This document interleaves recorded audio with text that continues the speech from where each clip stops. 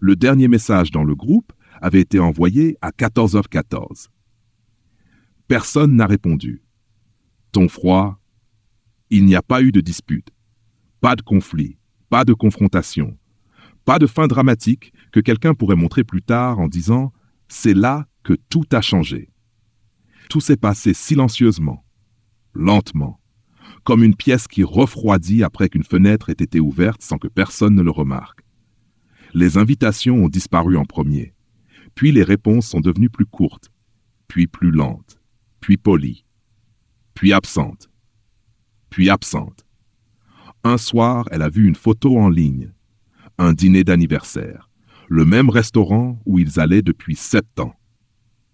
La même table dans le coin, les mêmes verres de vin qu'ils commandaient toujours. Tout le monde était là, sauf elle. Elle portait encore son manteau quand elle a vu la photo. Elle venait juste de rentrer chez elle, ses clés encore dans la main. L'écran de son téléphone éclairant la cuisine sombre.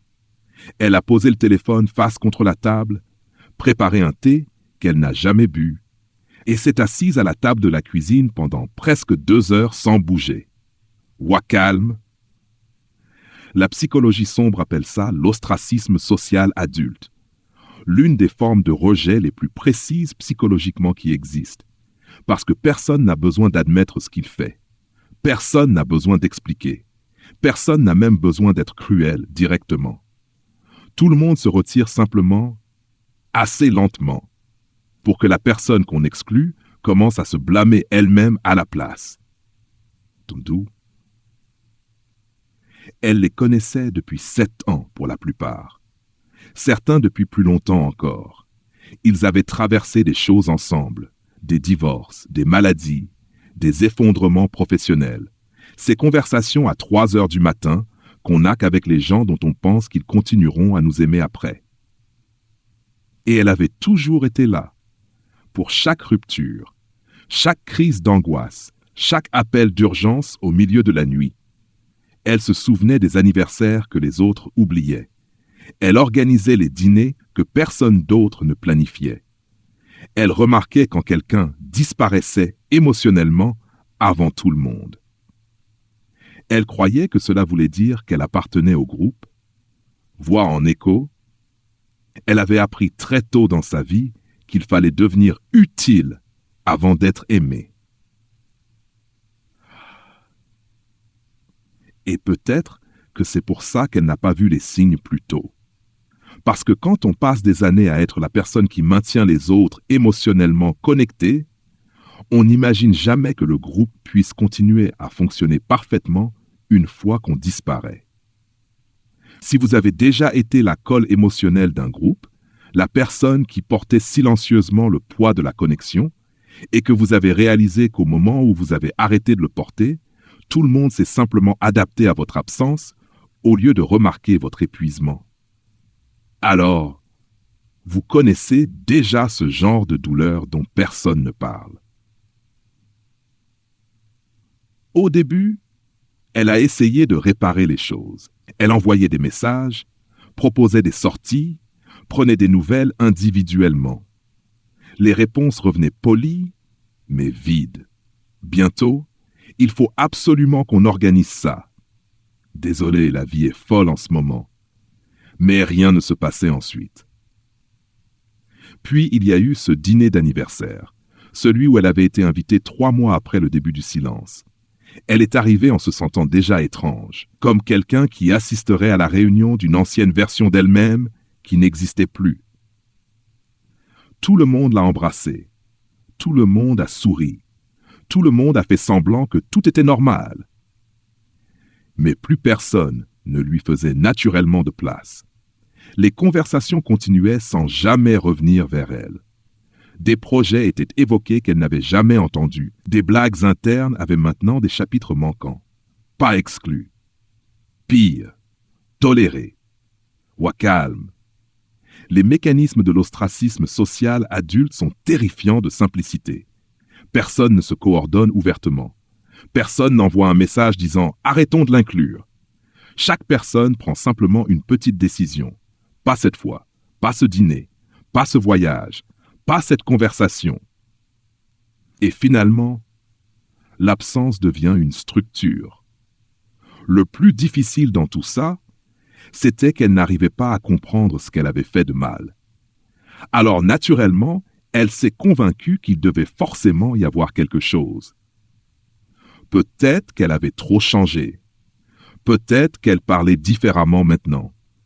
Peut-être qu'elle était devenue plus difficile à comprendre. Peut-être que la fin de sa relation avait modifié quelque chose. Peut-être qu'arrêter de boire rendait le groupe mal à l'aise. Peut-être que guérir la rendait moins familière. Et c'était ça finalement la vérité qu'elle devait accepter. Elle avait changé. Pas cruellement. Pas radicalement. Elle était simplement devenue davantage elle-même. Et les groupes construits autour d'anciennes versions des gens considèrent souvent la croissance comme une trahison. La psychologie sombre explique cela par le concept d'homéostasie de groupe.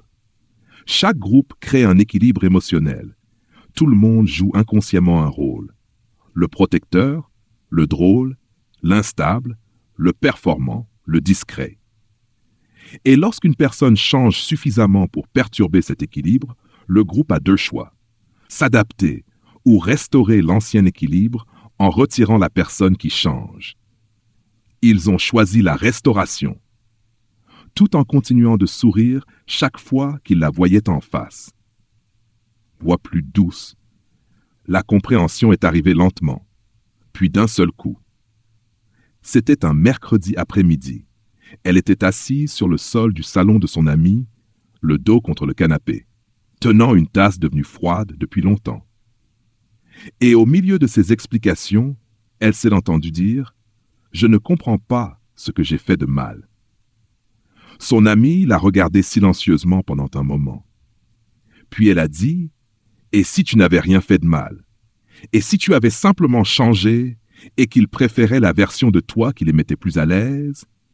L'on s'y voit à peine au-dessus d'un murmure. Cette phrase a tout changé.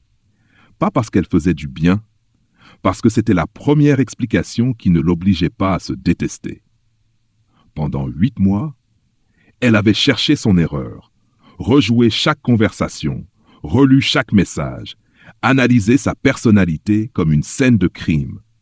Mais il n'y avait pas de crime, seulement une évolution. C'est à ce moment-là que tout a basculé, pas extérieurement, intérieurement. Elle a arrêté d'essayer de retourner dans des pièces qui s'étaient silencieusement refermées derrière elle. Arrêté de se rétrécir émotionnellement juste pour retrouver l'accès à des gens qui ne se sentaient à l'aise qu'avec des versions plus petites d'elle-même. Et lentement, elle a commencé à construire une vie qui ne dépendait plus d'une appartenance forcée. De nouvelles personnes sont entrées dans sa vie. Pas des remplaçants, des personnes différentes, des gens qui l'ont rencontrée telle qu'elle était devenue, pas telle qu'elle avait appris à se jouer pendant des années. Son travail a changé, sa confiance a changé, même son système nerveux a changé.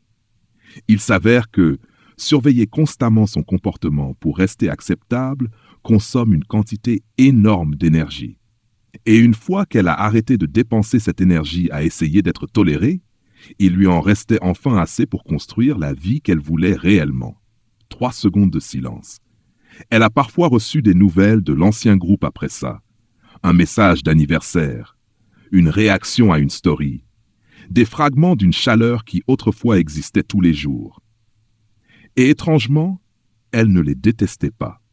C'était ce qui la surprenait le plus. Voix calme, mature, parce qu'elle exige encore un attachement émotionnel. Et à ce moment-là, elle les comprenait trop clairement pour rester prisonnière de cette perte. C'était simplement des gens dont la capacité émotionnelle s'arrêtait là où sa croissance commençait.